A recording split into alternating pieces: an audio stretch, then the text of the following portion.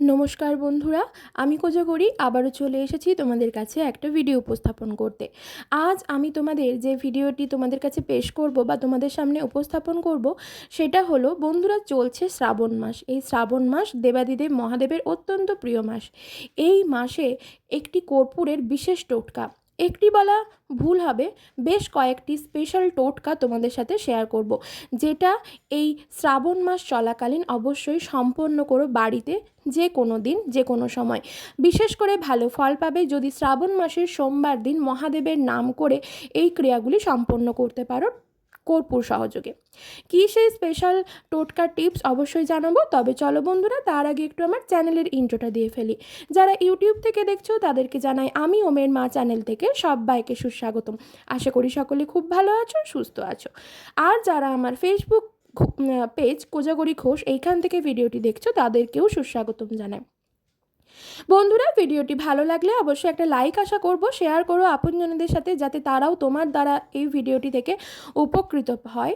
আর অবশ্যই যদি কিছু কারোর স্পেশাল করে জানার থাকে আমাকে কমেন্ট করো, আমি তোমাদের কমেন্টের রিপ্লাই দেবো। তো চলো বন্ধুরা, আর বিশেষ দেরি না করে শুরু করে যাই আসল তথ্যে। বন্ধুরা, তোমরা কি জানো যে মাত্র এক টুকরো কর্পূর ঘুরিয়ে দিতে পারে তোমার ভাগ্য? তোমার বাড়ি হবে, গাড়ি হবে, অর্থাভাব দূরীভূত হবে চিরতরে, নেগেটিভ এনার্জি সরে গিয়ে পজিটিভ এনার্জি আসবে তোমার জীবনে, সাথে তোমার সংসারেও। তবে কর্পূরের এই টোটকাটি তোমাদের এই শ্রাবণ মাস চলাকালীনই করতে হবে। যদি পারো সোমবার করো, নচেত মঙ্গলবারে সম্পন্ন করো। তাই এই ছোট্ট ছোট্ট টোটকাগুলি কিভাবে সম্পন্ন করবে শুনে নাও। মহাদেব থেকে শুরু করে ঋষি মুনিরা কেন এত ব্যবহার করতেন বলো তো কর্পূর? সামান্য একটু অর্থের বিনিময়ে এক টুকরো কর্পূর কিনে এনে বাজার থেকে তুমিও সেই কাজটি কিন্তু করতে পারো।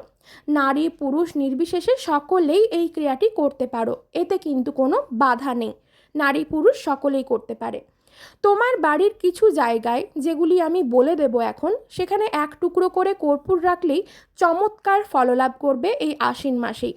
5 দিনের মধ্যে যেদিন করবে সেই দিন থেকে একদিন ধরতে শুরু করবে, সেই দিন থেকেই 5 দিনের মধ্যেই তুমি ফললাভ করবে। এই শ্রাবণ মাসেই তুমি ফললাভ করবে। তুমি সর্বদা ঈশ্বরের কৃপা দৃষ্টিতে থাকবে। তোমার সংসারে, চাকরি ক্ষেত্রে, ব্যবসাতে সুখের দিন আনবে এই এক টুকরো কর্পূর। তোমাকে তোমার জীবন নিয়ন্ত্রণে রাখবে। ভগবানের পুজো অর্চনা করলে অবশ্যই ভাগ্য পরিবর্তন হয়, সুখ সমৃদ্ধিতে লাভ করবে তোমার জীবন। সাথে অবশ্যই কর্পূরের এই টোটকাগুলিও করলে নানান দিকে লাভবান হবে তুমি। তাই সংসার, সুখ শান্তির কিছুটা নিয়ন্ত্রণ তোমার হাতেই। কর্পূরের কতখানি ক্ষমতা আছে জীবনের সুখ শান্তি ফেরানোর জন্য, তা সামান্য ছোট থেকে বড় সকল মুদিখানের দোকানেই পাওয়া যায়। তাই সেখান থেকে আর দেরি না করে আজই কিনে নিয়ে আসো এক টুকরো কর্পূর, আর সেই কর্পূর দিয়ে তোমার সংসারের দাম্পত্য জীবন করে তোলো সুখময়। ভগবানের অর্থাৎ মা লক্ষ্মীর কৃপাদৃষ্টি পড়বে তোমার সংসারে, কারণ মুনি ঋষি থেকে শুরু করে ঈশ্বর সকলেই মানতেন এই কথা। এটি বড়ই আশ্চর্যজনক একটি প্রক্রিয়া। তাই আজও সকল পুজো অর্চনাতেই কিন্তু কর্পূর জ্বালিয়েই আরতি করা হয়। এমন কোনো পুজো নেই যেখানে কর্পূরের আরতি করা হয় না। কোনো দেবদেবী এমন নেই যেখানে কর্পূরের আরতি করা হয় না। তোমার বাড়ির মাত্র 4টি জায়গায় যদি এক টুকরো করে কর্পূর রাখো তবে বদলে যাবে তোমার ভাগ্য। তবে সেই কর্পূর যেন পুরোপুরি শেষ না হয়ে যায়, এই দিকে একটু লক্ষ্য রেখো। তবে চলো একটা একটা করে বলতে থাকি। যেই 5টি জায়গা বলবো সেইখানে কর্পূরগুলো রাখবে এই শ্রাবণ মাস চলাকালীন, যে কোনো সোমবার অথবা মঙ্গলবার ভালো ফল পাবে। 1 নম্বর যেটা, সেটা হলো প্রবেশদ্বার অর্থাৎ সদর দরজা অর্থাৎ মুখ্য দ্বার। যে কোনো বাড়ির প্রবেশের জন্য মুখ্য দরজা থাকেই। ভালো খারাপ সব কিছুই কিন্তু এই প্রবেশদ্বার দিয়েই তোমার বাড়িতে প্রবেশ করে। তাই যদি প্রবেশদ্বারের যে কোনো জায়গায় এক টুকরো কর্পূর রাখতে পারো না, তবে যে কোনো নেগেটিভ বা অপবিত্র শক্তি নষ্ট হয়ে যাবে প্রতিনিয়ত। কুনজর কাটবে এই কর্পূর, সর্বদা এই কুনজর কাটিয়ে ফেলে, কুনজর দূর করতে সাহায্য করে। পবিত্র সকল জিনিস প্রবেশ করবে তোমার গৃহে। আশা করি আমি বোঝাতে পারলাম। এই তো গেল 1 নম্বর। 2 নম্বর হলো তোমার বাড়ির যেটা ঠাকুর ঘর। প্রতি গৃহস্থ বাড়িতে ঠাকুরঘর থাকেই। ঠাকুরঘর ছাড়া আমাদের গৃহ একেবারেই অসম্পূর্ণ। ঠাকুরঘর অতি পবিত্র, তাই সেখানে যে কোনো স্থানে রেখে দাও এক টুকরো কর্পূর।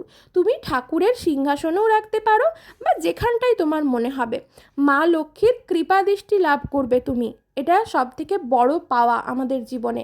কারণ যদি মা লক্ষ্মীর কৃপাদৃষ্টি আমাদের জীবনের ওপর থাকে তাহলে আমাদের জীবনে কখনো অন্ন অর্থের অভাব হবে না। 3 নম্বর যেটা, সেটা হলো তোমার বাড়ির রান্নাঘর। তোমার রান্নাঘরে নিশ্চয়ই তোমার নানান রকম মশলার কৌটো থাকে।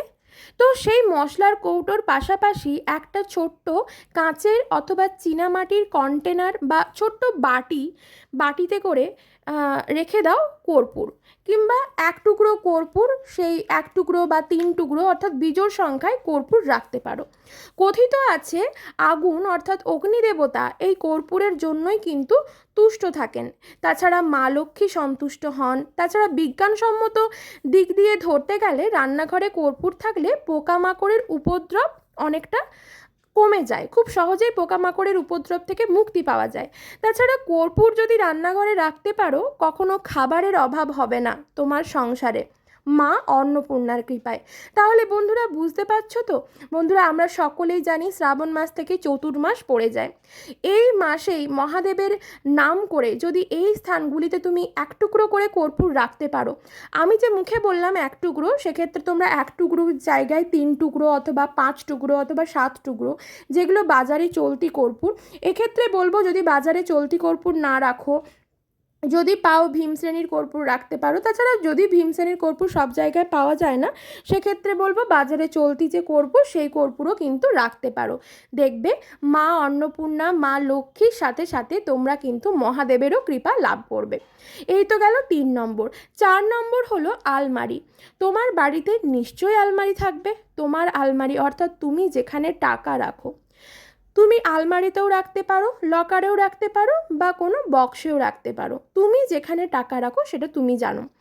তো সেখানে এক টুকরো কর্পূর রাখতে বলছে বাস্তু বিশেষজ্ঞরা।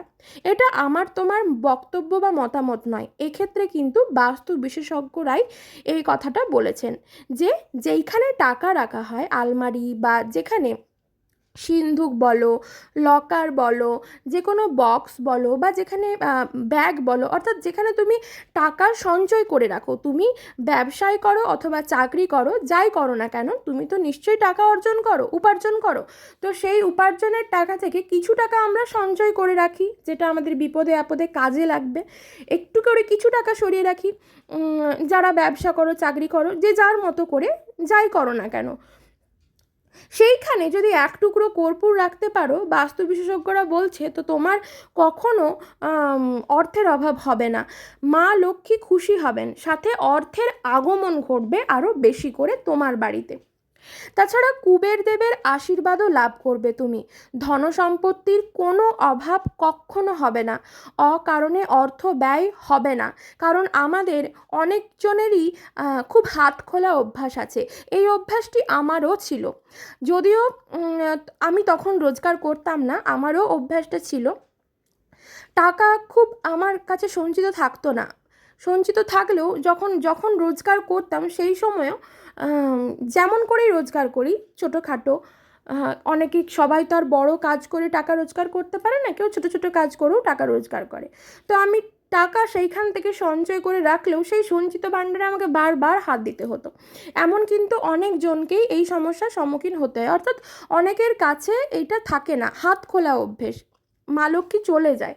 তো সেক্ষেত্রে বলবো তারা কিন্তু এই ক্রিয়াটি করে দেখতে পারো। এটা আমি নিজে করেছি, আমি কিন্তু হাতে নাতে ফললাভ করেছি, তাই তোমাদের সাথেও শেয়ার করলাম।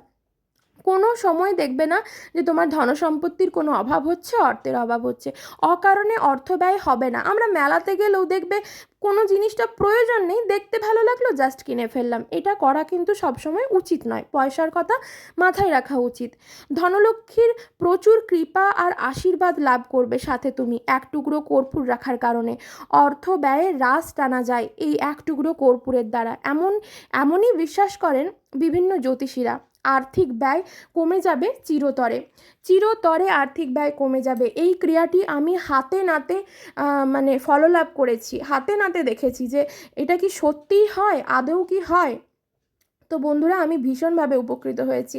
5 থেকে 7 দিনের মাথায় তোমরা ফললাভ করবে। আমি যে জায়গাগুলো রাখতে বললাম, শ্রাবণ মাস চলাকালীন মঙ্গলবার অথবা সোমবার এই ক্রিয়াটি সম্পন্ন করো, হাতে নাতে ফললাভ করবে। ভালো থেকো।